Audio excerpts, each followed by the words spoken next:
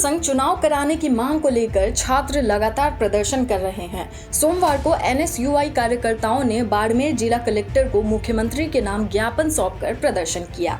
Barmer NSUI जिला अध्यक्ष रायचंद खांगट ने बताया कि छात्र संघ चुनाव कराने की मांग को लेकर लगातार छात्र प्रदर्शन कर रहे हैं।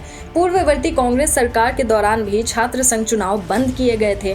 उस वक्त एनएसयूआई ने पुरजोर तरीके से विरोध किया था, लेकिन सरकार कोई ध्यान नहीं दे रही है। उन्होंने कहा कि पिछले 2-3 सालों से छात्र नेता चुनाव को लेकर तैयारी कर रहे हैं। यूथ को नेता बनाने की यह पहली सीढ़ी है जिसे सरकार खत्म करने जा रही है। जिससे नेता कैसे बनेंगे, देश की राजनीति कैसे चलेगी, इसको लेकर हमारा प्रदर्शन लगातार जारी किया जा रहा है। इसी तरह शहनाज सम्मा ने बताया कि वर्तमान राज्य सरकार की मंशा को देखते हुए लगता है कि यह सरकार पूरी तरह से छात्र विरोधी है और युवाओं के हितों से इन्हें कोई सरोकार नहीं। जबकि छात्र संघ चुनाव युवाओं के लिए राजनीति की वह पहली सीढ़ी है जहां उसका विकास होता है। सरकार ने जब छात्र संघ चुनाव जो है वो बंद किए तो क्या हवाला देकर बंद किए? वो आला अधिकारी थे, उन्होंने ये बता दिए थे कि हम चुनाव नहीं करवा सकते। इसलिए अशोक गहलोत ने जी कल ट्वीट किया था, इस वजह से हमने छात्र संघ चुनाव रद्द, कोरोना का समय था और आला अधिकारी बोला हम चुनाव नहीं करवा सकते, इसलिए आप बंद करो, इसलिए ही बंद करवाए। एक कमेटी भी गठन की गई थी, क्या कमेटी में क्या हवाला दिया गया था? लेकिन तो कमेटी में जो नियम है उन्होंने वाला ये दिया, अगर छात्र संघ चुनाव नहीं करा सकते, ऊपर चुनाव है विधानसभा के, इसलिए हम नहीं करवा सकते। इसलिए प्रशासन फ्री नहीं है, ये हवाला देके ही चुनाव रद्द किए। छात्र संघ चुनाव पहले सरकार ने बंद कर दिए और अब फिर से आप एनएसयूआई जो है वो मांग कर रही है, क्या मांग है और किसको लेकर ज्ञापन सौंपे? छात्र राजनीति की प्रथम सीढ़ी छात्र संघ चुनावों को कहा जाता है। इसलिए आज बाड़मेर मुख्यालय पर एनएसयूआई के समस्त कार्यकर्ताओं द्वारा यही अपील की जाती है राजस्थान सरकार से कि छात्रों के जो कैरियर है राजनीति में उसको दबाया न जाए। हम छात्रों की आवाज बुलंद करने का जो ये एक कदम है, इसके लिए ही हम आज यहाँ इकट्ठा होकर और राज्य सरकार के नाम का कलेक्टर साहब को ज्ञापन सौंपने आए हैं कि छात्र संघ बहाल किए। यदि बहाल नहीं किए जाते हैं तो किस प्रकार से प्रदर्शन किया जाएगा, अगला कदम क्या रहेगा? एनएसयूआई राजस्थान, संपूर्ण राजस्थान में राज्य स्तरीय प्रोग्राम करेगी, अपनी आवाज बुलंद करेगी। हमारे बड़े भाई साहब विनोद जी जाखड़ हैं, उनके नेतृत्व में प्रदर्शन किया जाएगा।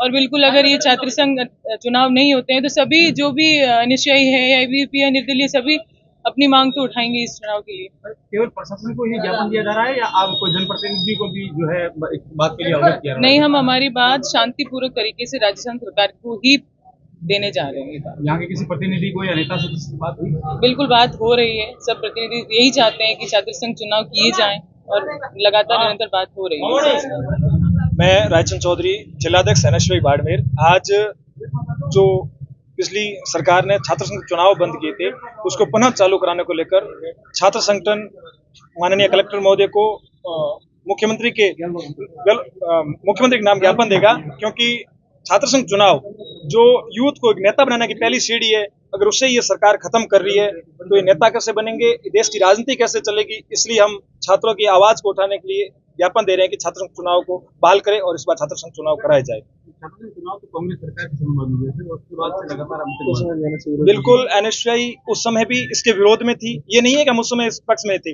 आपको ज्ञात होगा कि उसी समय हमने यहाँ धरना प्रदर्शन किए थे। अगर सरकार उस समय नहीं की तो वो सारी चीजें आपके सामने हैं, लेकिन उसके बाद लगातार छात्र संघ एनएसयूआई छात्र संगठन इसके विरोध प्रदर्शन कर रहा है और इस बार सरकार को ये चुनाव बहाल करने होंगे किसी भी हालत में। जब तक बहाल नहीं होंगे ये एनएसयूआई सड़कों पर रहेगी, आंदोलन करेगी।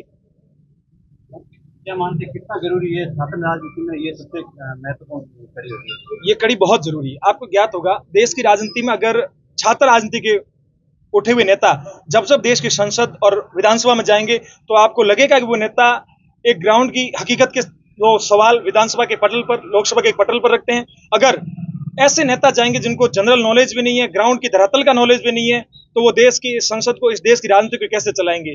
अगर यहाँ से एक जो सबसे राजनीतिक सबसे छोटी सीढ़ी छात्र राजनीति उठ के जब वहां तक जाएगा तो देश की राजनीति को नाम रोशन करेगा और देश की राजनीतिक स्थिति को समझेगा और देश की एक जो विकासशील उसे विकसित बनाने में अहम योगदान होगा। आप देश की लोकसभा और विधानसभा में देखिए, जो भी नेता छात्र राजनीति उठ के जो नेता बनाए, जो मंत्री बनाए, उनका कामकाज और एक ऐसा नेता जो सीधे नेता बने उनका कामकाज में फर्क देख सकते हैं। देश की राजनीति में आज 50% नेता छात्र राजनीति उठ के हुए नेता बने हुए हैं। सरकार अंतिम जो साल होता है उसी समय ये चुनाव जो है बंद कर दिया। पहले वसुंधरा राजे सरकार थी तब उन्होंने अंतिम साल में बंद किया, इस बार कांग्रेस सरकार थी उन्होंने बंद कर दिया। तो लगातार इस प्रकार से बंद करना ये कहाँ तक सही है? इस प्रकार से युवाओं के साथ उठा रहा है। बिल्कुल युवाओं के सब उठा रहे हैं। मैं कह रहा हूँ ऐसे तो आप फिर विधानसभा चुनाव बंद कर दो, आप लोकतंत्र को खत्म कर रहे हो भाई।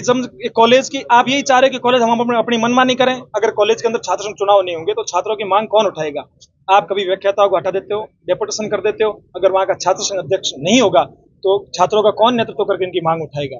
आप भी देख रहे हो, कॉलेज की स्थिति देख रहे हो। कॉलेजों में बहुत दयनीय स्थिति है, उनके भवन जर्जर हैं, कोई व्याख्याता बहुत कम है, लेकिन उनकी मांग उठाने के लिए अध्यक्ष होना बहुत जरूरी है। और ये सरकार की मंशा ये है कि हम अध्यक्ष चुनाव नहीं करेंगे, हमारे खिलाफ कोई बोल नहीं पाएगा, हमारी कोई विरोध नहीं कर पाएगा। इस मंशा से चुनाव बंद कर रही है। और अगर ऐसा होता रहा, युवा सड़क पे रहेगा। और अगर ये उपचुनाव है, इसमें इससे पहले चुनाव नहीं होते हैं और चुनाव वापस नहीं करवाए जाते हैं छात्र संघ चुनाव, तो उपचुनाव के अंदर भजनलाल सरकार को 0-5 से हराएंगे। ये छात्रों ने ठान लिया है और सरकार को किसी भी हालत में चुनाव चालू कराने होंगे।